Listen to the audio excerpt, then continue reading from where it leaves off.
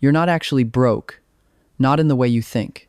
And I know that sounds uncomfortable, maybe even a little offensive at first. But stay with me for a second, because the truth is a bit deeper than that. You're not stuck because you're not trying hard enough. You're stuck because you're playing inside. Think about it honestly. Have you ever had that feeling where you're doing everything right? You wake up earlier than you used to. You take on more responsibilities. You say yes when other people say no. You push yourself harder every year. And yet, when you look at your bank account, nothing really changes. Maybe it moves a little, but not enough to match the effort you're putting in. And that's the part that messes with your head. Because it's not just about the money. It's the confusion. It's that quiet question sitting in the back of your mind. Why am I not getting ahead? You try to optimize everything. Your mornings, your schedule, your habits. You cut back on small expenses. You tell yourself you'll be more disciplined this month. But financially, it still feels flat. Like you're on a treadmill that keeps speeding up. Your legs are burning. Your breathing gets heavier. But when you look around, you're still in the same place. Same stress. Same cycle. And after a while, am I just not good enough? Am I missing something obvious that everyone else figured out? But maybe, just maybe, the problem isn't you. Maybe the real problem is the way you've been taught to think about money.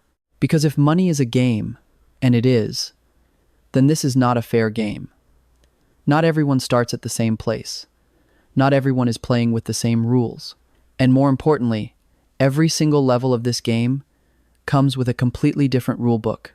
What helps you survive at one level can quietly become the exact thing that traps you in that level. And most people never even realize that shift is happening. Because if you've been trying to fix your financial life by working harder, earning more, pushing further, but you still feel stuck, then there's a very real chance you've been playing the wrong game this entire time. And if that's true, then no amount of effort is going to fix it. Before we go deeper, do one simple thing. Hit subscribe, turn on notifications, because what you're about to hear is not something most people ever get access to. And once you see it clearly, you won't be able to go back to the way you used to think. In this video, we're not selling you a fantasy about getting rich overnight. We're doing something far more useful than that. We're breaking down the different levels of money so you can actually see where you are right now and understand why things haven't been moving the way you expected. Because most of us grew up believing something that sounds completely logical. Work hard, earn more, and eventually, everything will stabilize. It sounds right, it feels right. It's been repeated so many times that it almost feels like a law of life. Effort equals reward. Simple. But if you slow down and really observe people's lives, something doesn't add up. You'll see people working 10, sometimes 12 hours a day, skipping breaks, taking work home, always on. And yet, they're constantly stressed about money. You'll see people whose income doubled, even tripled over time. But somehow, their financial pressure didn't go away. In some cases, so clearly, the problem isn't effort. The problem is, effort alone doesn't work the same way at every level. Money doesn't follow one simple rule. It changes, depending on where you are. The way you earn it, the way you keep it, the way you grow it, all of that has to evolve as you move up.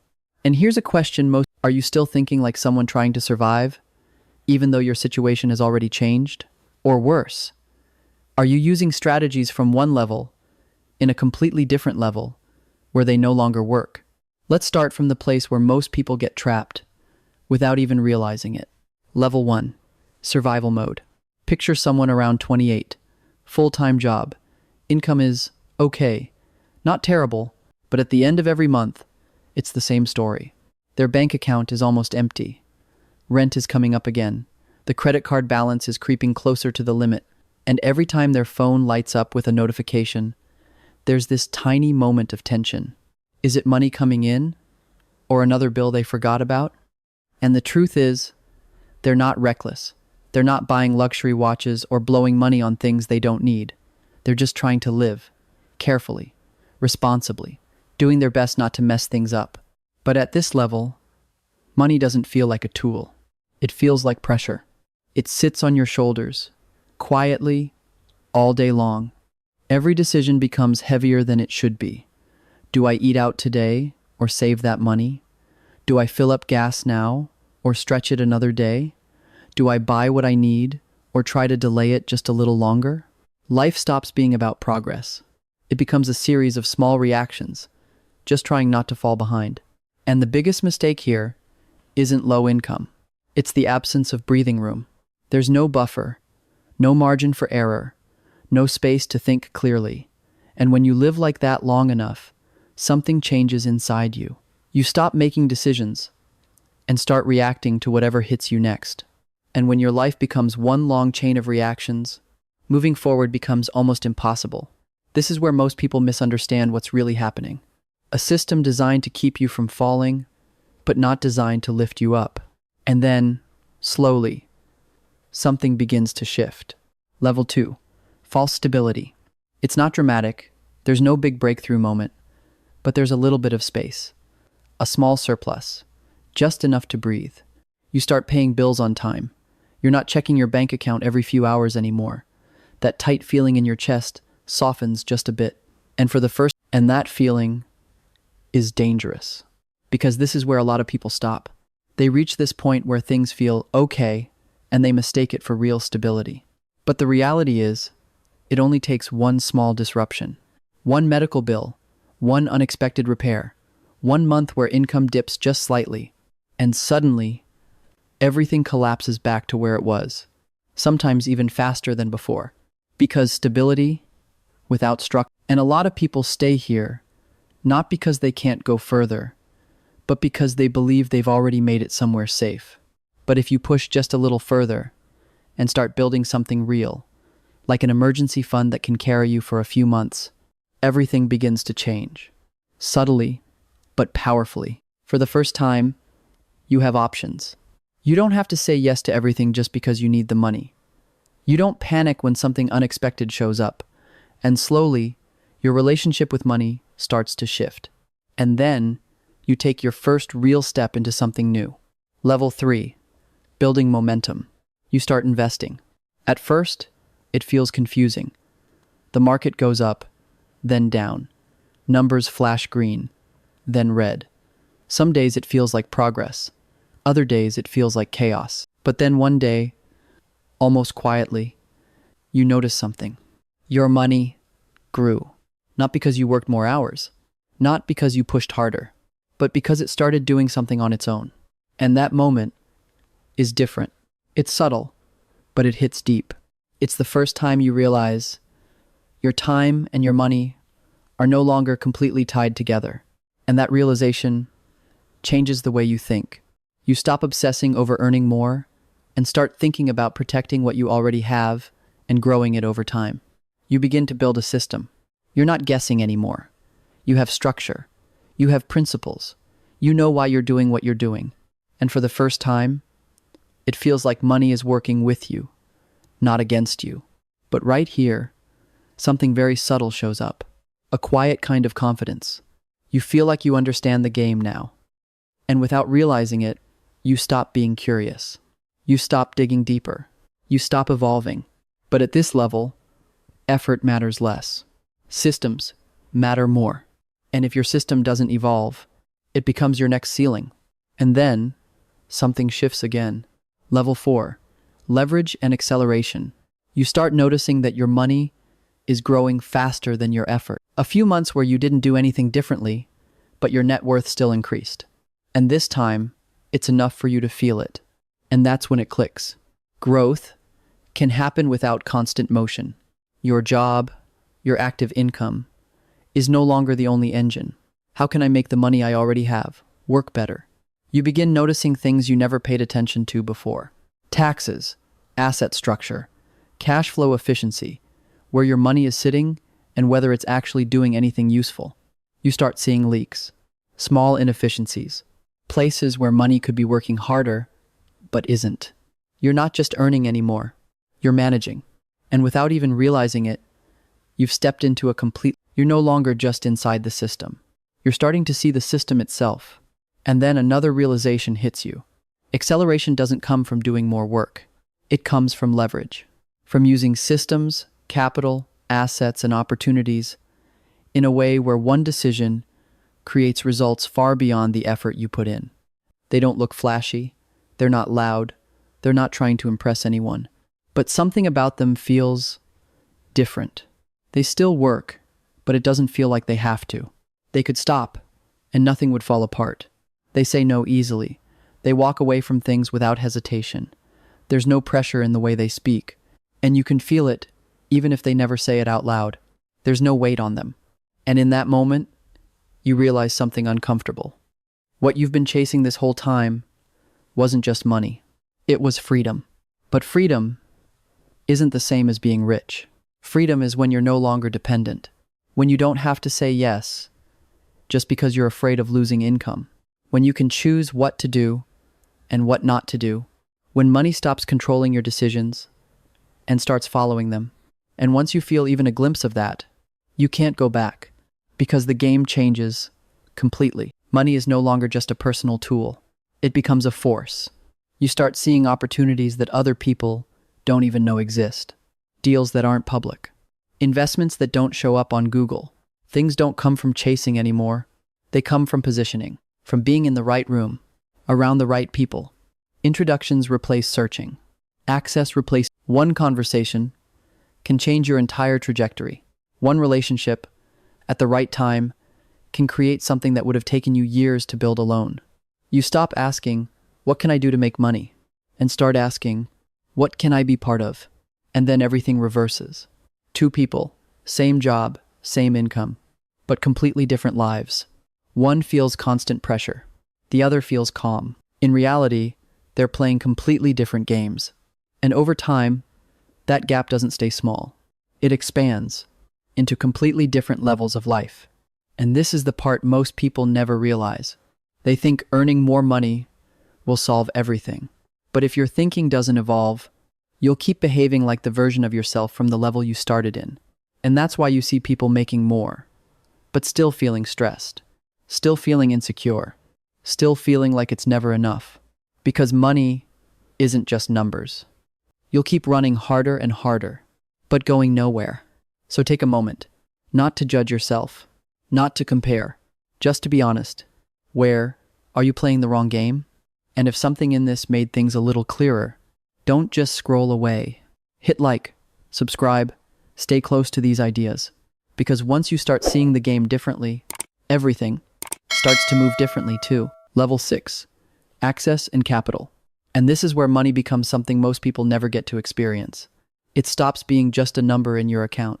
It stops being just savings, or investments, or a safety net. It becomes access.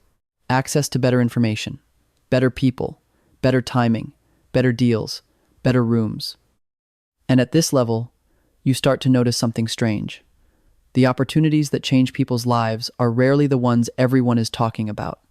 They're not always sitting on the front page of an app. They're not always in the viral video. They're not usually the thing your friend randomly sends you at midnight saying, "Bro, this is about to explode." The real opportunities often move quietly. They move through relationships, through trust, through reputation, through someone saying, "I know a person you should talk to." And that's why this level feels so unfair from the outside.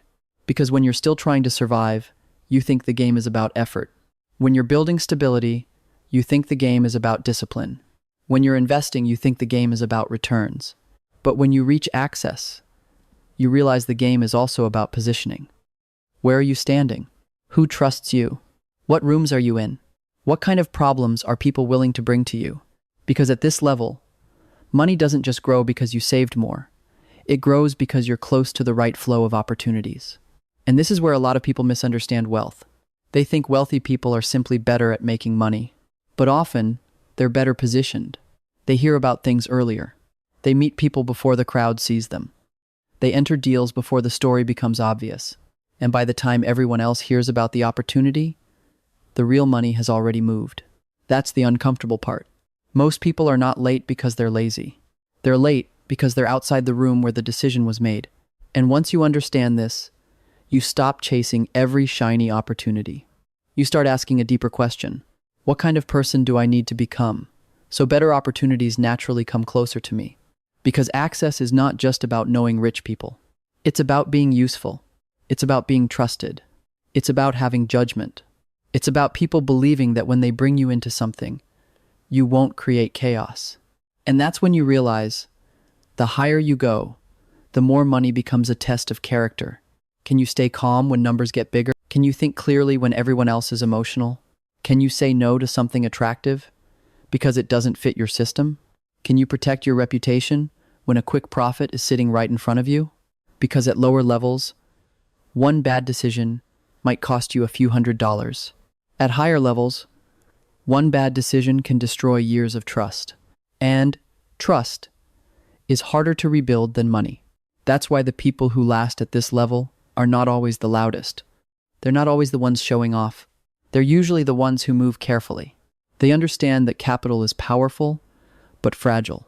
They know that one reckless move can damage not just their account, but their name. And at this stage, your name becomes an asset. Your judgment becomes an asset. Your ability to stay calm becomes an asset. Your reputation becomes part of your net worth. And this is the part nobody teaches you when you're at some point. Money stops asking, "How hard can you work?" and starts asking, "Can you be trusted with more?" Level 7. Ownership and control. Then comes the next shift. And this one is massive. Because eventually, you start realizing that the biggest wealth is rarely built by people who only participate in systems. It's built by people who own pieces of the system. There is a big difference between having a good income and owning the machine that produces income. There is a big difference between buying assets and controlling assets. There is a big difference between being paid for your role and owning the structure that makes the role valuable in the first place. And once you see that, you can't unsee it. You start looking at the world differently. You walk into a coffee shop, and you don't just see coffee. You see rent, margins, labor, brand, location, repeat customers, cash flow. You look at a software company, and you don't just see an app. You see distribution, data, subscription revenue, customer retention, pricing power. You look at real estate, and you don't just see a building. You see debt structure, appreciation, tax advantages, tenant quality, replacement cost, location power. The world becomes less random. You start seeing the machinery underneath everything. And that's when you understand why ownership changes the game. A worker gets paid when they work. An owner gets paid when the system works. And that difference, over time, becomes enormous. Because if your income depends entirely on your time, then your growth always has a ceiling. There are only so many hours in a day. Only so much energy in your body. Only so much stress your mind can carry. But ownership creates separation. Separation between your effort and your outcome. You can still work hard, yes. But now your work is building something that can continue without your hands touching every single piece. And this is where many people face a painful realization. They spent years becoming valuable inside someone else's system, but they never built one of their own. They became great employees, great operators, great specialists. But all of their value was tied to a structure they didn't control. And that's not wrong. It can be a powerful path. But it has a limit. Because if someone else controls the system, someone else controls the rules. They control the ceiling. They control the upside. They control whether your contribution becomes wealth or just another paycheck. And this is why ownership matters. Not because everyone needs to become a billionaire. Not because everyone needs to start a company. But because somewhere in your financial life, you need to own something that grows without asking for your constant permission. A portfolio, a business, equity, intellectual property, real estate, a system. Because without ownership, you may earn well, but you remain dependent. And dependence is not freedom. It may look comfortable. It may even feel prestigious. But underneath it, there is still a quiet vulnerability. Someone else can change the rules. Someone else can remove the opportunity. Someone else can decide that your role is no longer needed.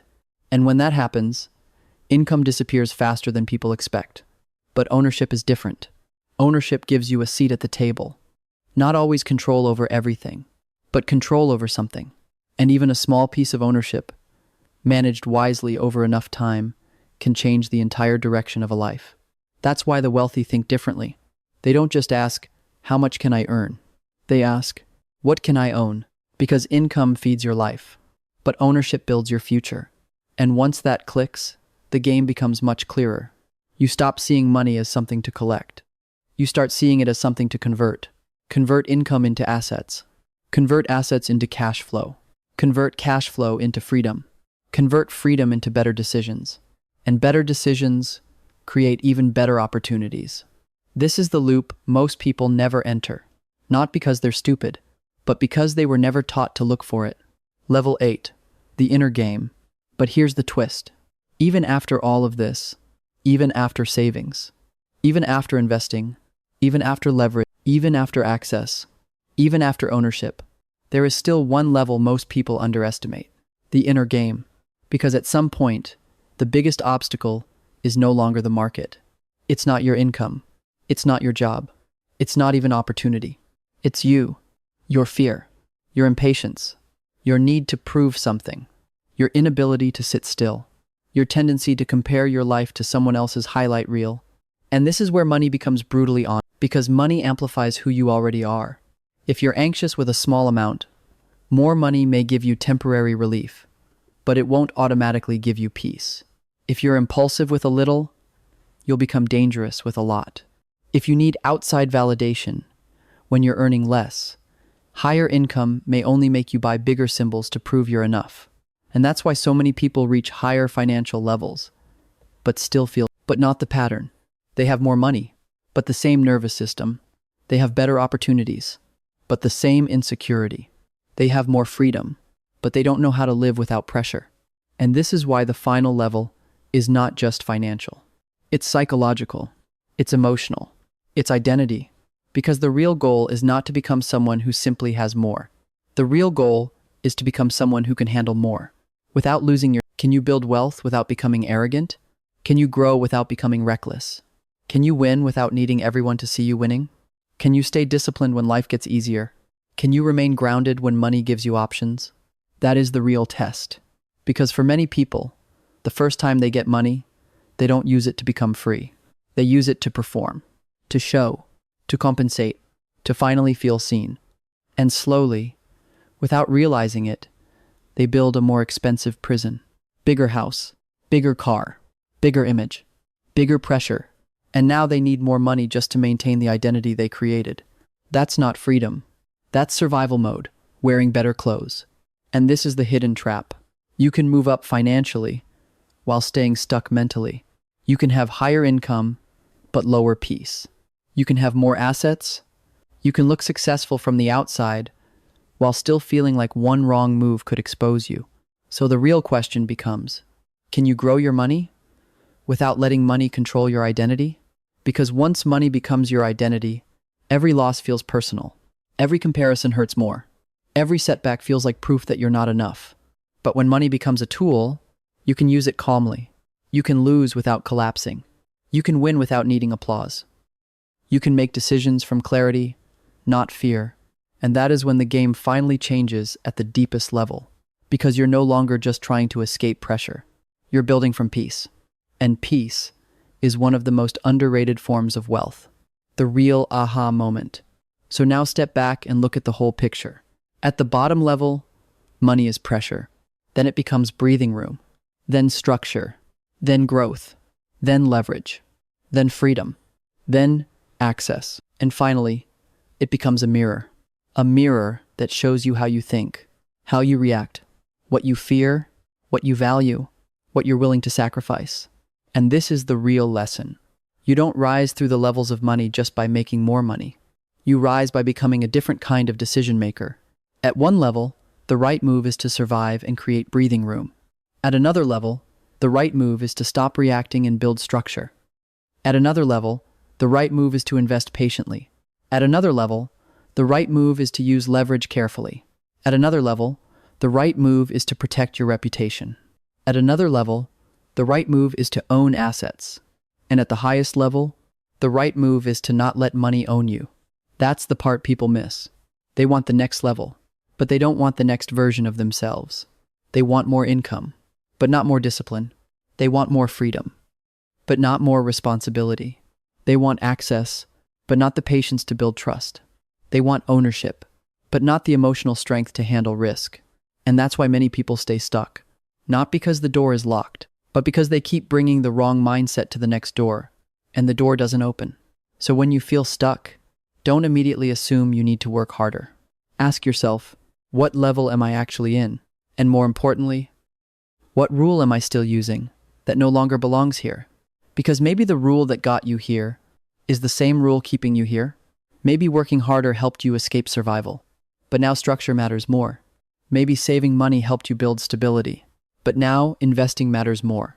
Maybe investing helped you grow, but now leverage and ownership matter more. Maybe ownership helped you build wealth, but now peace and control matter more than expansion. Every level asks for something different. And if you don't evolve, the same strengths that once saved you can become the walls around you. Final message. So no, you're not actually broke. Not in the simple way people usually say it.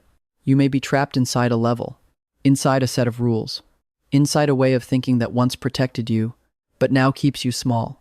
And the moment you understand that, everything becomes less confusing. You stop blaming yourself for not moving faster. You stop worshiping effort as the only answer. You stop thinking more, income will magically fix everything. And you begin asking better questions. Where is my money leaking? Where am I reacting instead of deciding? Where am I chasing instead of positioning? Where am I earning but not owning? Where am I growing financially but staying afraid emotionally? Because those questions, that's where the real game begins.